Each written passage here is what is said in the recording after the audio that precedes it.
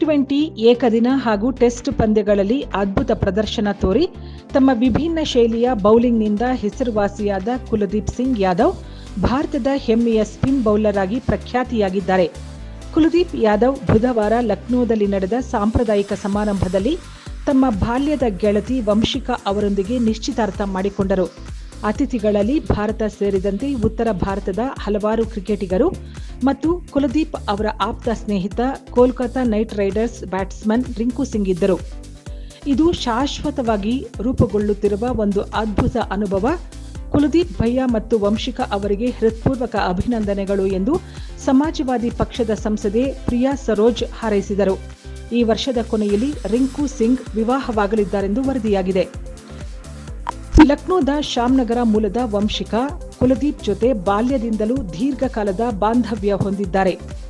ತಮ್ಮ ವೈಯಕ್ತಿಕ ಜೀವನದ ಈ ಹೊಸ ಅಧ್ಯಾಯಕ್ಕೆ ಕಾಲಿಡುತ್ತಿರುವ ಕುಲದೀಪ್ ಶೀಘ್ರದಲ್ಲೇ ಕ್ರಿಕೆಟ್ ಕಡೆಗೆ ತಮ್ಮ ಗಮನ ಹರಿಸಲಿದ್ದಾರೆ. ಭಾರತದ ಇಂಗ್ಲೆಂಡ್ ಪ್ರವಾಸ ಶೀಘ್ರದಲ್ಲೇ ಆರಂಭವಾಗಲಿದೆ.